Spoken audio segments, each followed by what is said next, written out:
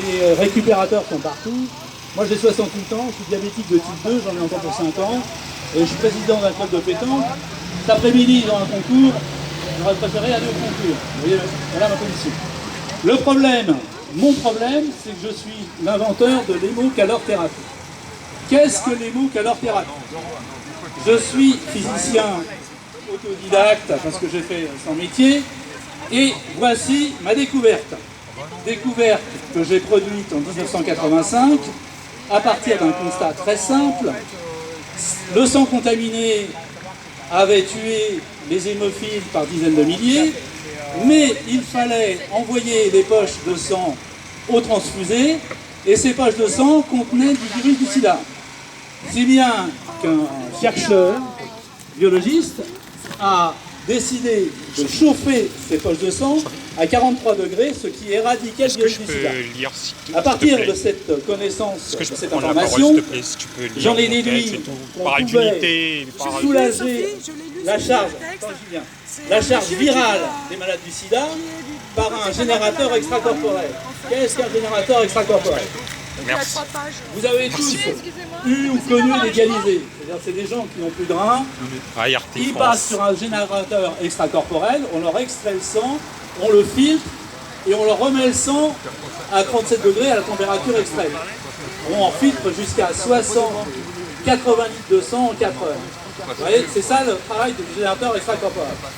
Donc, dès 85, j'ai proposé aux autorités, 86, 87, un générateur extracorporel qui extrayait le sang du malade, du sida, qui le chauffait à 43 degrés, qui le refroidissait à 37 degrés et qui le réintégrait dans le corps du malade avec les virus morts.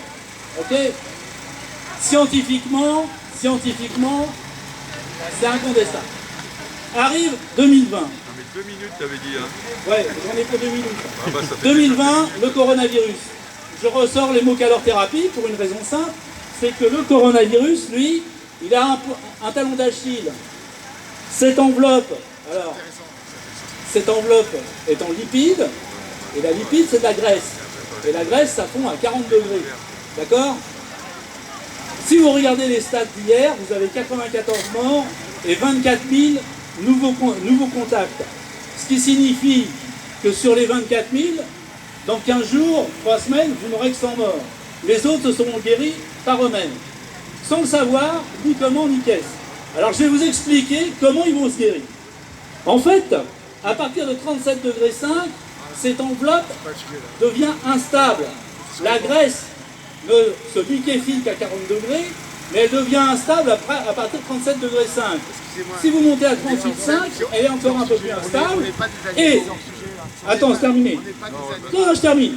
Et effectivement, le sang qui lui est projeté par le cœur à 2,5 km/h, qui est composé, qui est un liquide complexe, turbulent, va envoyer des matériaux qui vont déchirer l'enveloppe du coronavirus, le désagréger et soulager tous ces gens qui n'iront jamais en hospitalisation.